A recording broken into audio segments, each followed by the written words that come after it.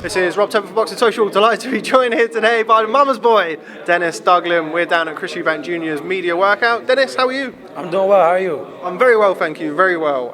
So we're down here today at Chris Eubank Jr.'s media workout. You've been his chief sparring partner. Tell me how that's been. It's been fun, man. I'm doing well. He's doing well. Super competitive. We're having a good time. He's making great adjustments. I'm excited for the fight. Tell me how it came to pass that you became Chris Eubank Jr.'s chief sparring partner. Have you got like a long-standing relationship? Have you known him for a while? Yeah, well, we sparred, I would say, a couple years ago, probably 4 years ago. He walked into Mayweather's gym. I didn't like his look. I thought he was arrogant. I didn't like him and his attitude. So I was like, yeah, I'll spar you so I could beat you up. So we sparred then, kind of started a little rivalry or whatever. We sparred a couple times since then. Then it kind of created, I wouldn't say a friendship, but we a mutual respect for each other. So he hit me up and asked me would I be willing to come out here for this. I said, yeah, as long as you're paying me. How long have you been over? Because this is a fight that's been pushed back and pushed back and pushed back. It was initially scheduled for kind of early December. It's now happening at the end of February. When did you come over? I came over January 2nd. We've been talking about it since November, like you said. But I was in camp with David Lemieux. Right after that camp, I took like 2 weeks off and then came out here for this camp. You just mentioned that you've sparred David Lemieux. You've also been in the ring, both in an actual fight and as well as sparring with some of the best names in and around 160. I mean, you're kind of a nomad of 154 to 168. So you've been in the ring with a lot of guys. How would you compare Chris Eubank Jr. with some of the class fighters that you've been in the ring with? I would say he has great work ethic, a lot of grit. He's very tough. I wouldn't say he's the most skillful fighter that I've been in the ring with, but again, that comes from him training himself, not having a trainer. So they're working on a lot of things that now for this camp that he should have already been working on, but just hasn't. So I think bringing in a trainer worked out great for him. And because of his hard working ethic and his power, I think it's working out well. Now, you've seen him up close and personal. You've just mentioned the fact that he's now working with Nate Vasquez. Has there been a noticeable change in what he's been doing or in his mental state, in just him at all? I would say, yeah. I mean, the change isn't going to be huge because, I mean, it's the first camp. So it's been small, subtle changes, but just little things like footwork and cutting the ring off, stuff that you, like I said, you learned a while ago. But because he's been doing it himself for so long, he hasn't learned. So just watching him work on that stuff and seeing those little adjustments, like trying to cut me off now and trying to keep his foot on the outside of my foot, like I've seen him keeping it in mind a lot more and making those adjustments. So I think that's good. Chris is also kind of notorious for having, let's say, intense spars. Is it different sparring Chris Eubank Jr. than it is sparring another fighter? What's sparring like? Yeah, I mean, it's intense. Like I said, I'm known for having intense sparring sessions too. I try to sit people down in sparring, so I bring the intensity. Let's go. So I enjoy that. So the sparring sessions have been intense, but then also Nate has also been trying to make it technical. So some days we'll just do only body shots. Some days we'll just work on movement and soft touches. So they make it so we're not killing each other every day. Because if it was up to me and him, yeah, it'd be a fight every day. What's Chris like away from the boxing gym? Obviously, you share a house. Is that right? So what's that like? He's very relaxed, very cool. He's never loud. He's kind of just there. He just doesn't. He's to himself.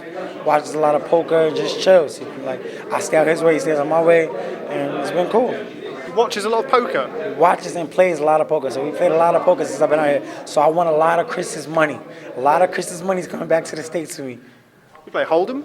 Say it again. Play Hold'em? Yes. You look like you want a game. You play a lot of Hold'em, so it's been a lot of fun. I mean, a lot of money. That's a new one. Let's talk about James DeGale. He's somebody who's been around the block and somebody who's competed at a very high level at 168 for a long time.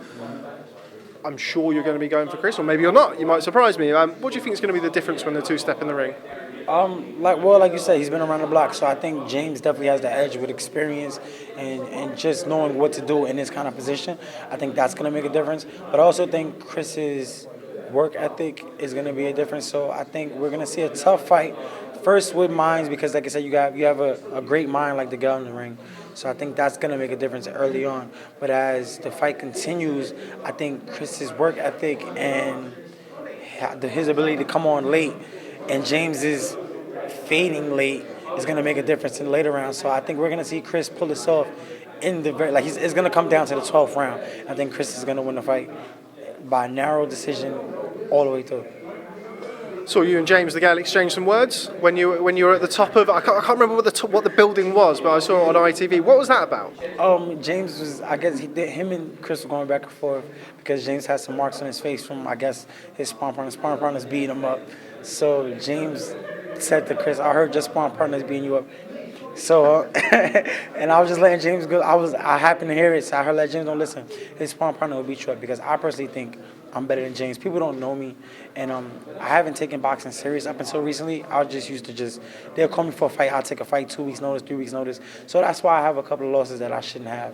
But when I'm locked in, I think I'm one of the best fighters in the weight class. So I told James, listen, bro, his sparring partner will beat you up too. So it was just a back and forth, but it was all friendly. Like I said, I have nothing but respect for James and everything he's accomplished. And I'm not the star of this show. It's about Chris and James. So I'll just get my camera time in. That's all. Something that I've spoken to several people who have come and sparred Chris about is kind of the influence of Chris Eubank Sr. And he's been around the gym probably more than he has in this camp, because I understand he's been in America. But have you had much interaction with him, much communication with Eubank Sr.? Yeah, I mean, like I said, he was there the first time we sparred, and then he was here for one of the sparring sessions out here. But I have a good rapport with Chris. I think he's a great dude. He respects me as a fighter. He told me he liked everything that he saw from me, and I have world champion capability. So it's been good when he's been here. We get along fine. I think I respect his intelligence and everything he's done. So I like him when he's here. Where does this fight, or the preparation for this fight, should I say, leave you? Is it going to be kind of hovering around 168? As I said earlier, you've kind of gone through the weights and back again. Is 168 where you're going to be from now on? Are you looking at potentially titles in the future? Yeah, definitely want to stay at 168 now. I finally grew into the weight 100%. When I fought George, I wasn't on super middleweight, so I shouldn't have taken that fight. But like I said, I used to think I want to fight anybody. I don't care. So, but now I'm definitely a 168-pound fighter. I'm staying here, and I want to fight the best. So, Chris, you too, James, whoever. Like I want to fight the best of the weight class. And I put this. I say this every time I do an interview.